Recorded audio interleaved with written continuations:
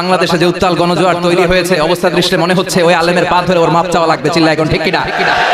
বাংলাদেশে একটা কথা কয়, নিন্দে পাখি পিন্দে। কথা বলেন।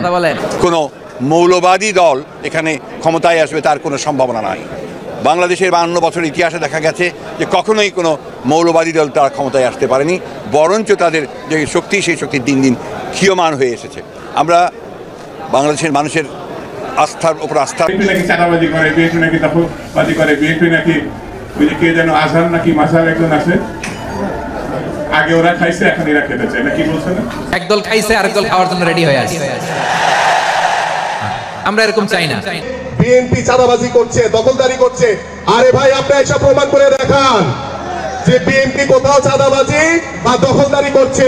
এটা আপনাদের বানানো একটি খেলা, আমরা এটা বুঝি। নানান জায়গা থেকে কিন্তু বিএনপি নেতাকর্মীদের বিরুদ্ধে প্রচুর কমপ্লেইন আসছে। আমার কাছেই সকাল বিকাল কমপ্লেইন আসছে। বিএনপির নেতাকর্মীদেরকে মাঠ পর্যায়ে কন্ট্রোল করা যাচ্ছে না। চাঁদাবাজির সঙ্গে যুক্ত, জমি দখলের সঙ্গে যুক্ত, টেন্ডারবাজির সঙ্গে যুক্ত।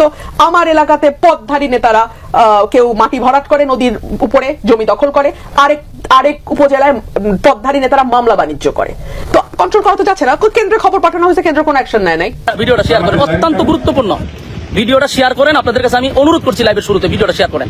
এই মাদ্রাসার মাটির প্রয়োজন। আজকে আমরা অনেকদিন ধরে মাটির প্রয়োজন। আমি আমার সামনে মাহফিল আসতেছে, মাটি পালাবো।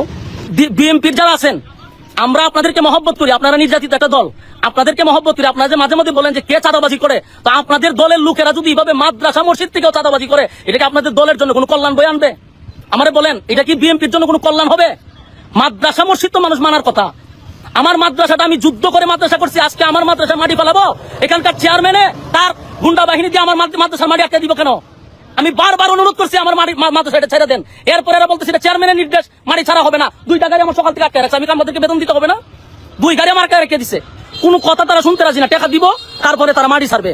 আমার প্রশ্ন হলো, আমি আমার আরেক জায়গা থেকে আমি আমার কিনা মাটি দানের মাটি আমি যদি মাদ্রাসা পালাই, এখানে আমি কেন চাঁদা দিব? এখন আমি বাংলাদেশের একটা বড় দলকে বলছি যে আপনাদের এগুলা বিষয়গুলো অবগত থাকা দরকার। আরে ভাই, তুই খাস বিভিন্ন জায়গা থেকে অসুবিধা, একটা মাদ্রাসার থেকে তো আমাদের এই জিনিসগুলো বোঝা দরকার।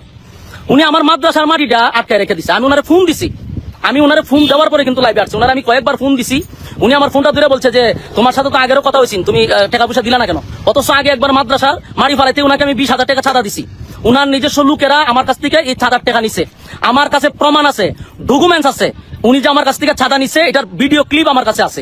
ইসলাম মানুষ শান্তিতে থাকবে, কিন্তু এই ইসলামের কথাকে, এই শান্তির বাণীকে অনেকে সহ্য হয় না। আসে না নাই? এদেশে এরকম উল্লুকা পাঠা আসে না নাই? এরা ইসলামের প্রচার আর প্রসারকে নাম দিয়েছে মোল্লাতন্ত্র। কি নাম দিছে? ইসলামের বিজয় এদের ভাল লাগে না। ইসলামের গণজোয়ার অগ্রযাত্রা এদের ভাল লাগে না। আল্লাহ বলে মুতু বিগাইযিকুম, তোদের রাগ, তোদের ক্রোধ, তোদের আফসোস নিয়ে তোরা মর। ইসলামের তোরা কিচ্ছু করতে পারবি না। চিল্লায় বলেন ঠিক কিনা? সংসদে বসে আসে না নাই? ইসলামের নাম দিয়েছে মোল্লাতন্ত্র। এই মোল্লা না থাকলে তোর কানে আজান দেওয়ার কেউ ছিল না।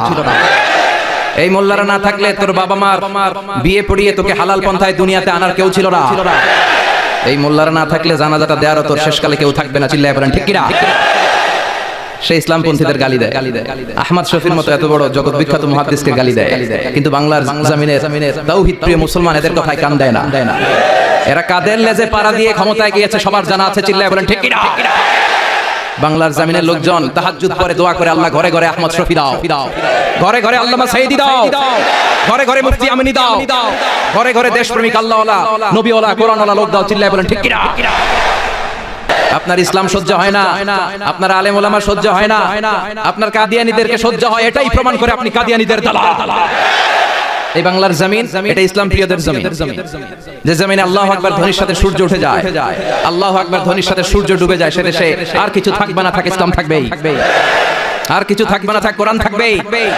এদেরকে প্রশ্রয় দিলে এরা বলে মসজিদ বন্ধ করো, মাদ্রাসা বন্ধ করো, কয়দিন পরে বলবে আজান বন্ধ করো, এরপরে আবদার তুলবে দাড়ি রাখা বন্ধ করো, তারপরে বলবে মুসলমানদের নাম রাখা বন্ধ করে দাও। এজন্য এই আবদার শুনতে মুসলমানরা রাজি নয়। চিল্লায় বলেন ঠিক কিনা? এদেরকে প্রতিহত করতে রাজি আছে মুসলমান? কারা কারা রাজি? দুহা উঁচু করে আল্লাহর দেখা। দর্শক, সম্পূর্ণ ভিডিও দেখলেন, অবশ্যই আপনাদের মতামত কমেন্ট বক্সে জানিয়ে দিবেন এবং একটা লাইক, একটা শেয়ার করে পাশে থাকবেন এবং আপনাদের মূল্যবান কথাগুলো লিখে যাবেন কমেন্ট বক্সে। আসসালামু আলাইকুম, ভালো থাকুন।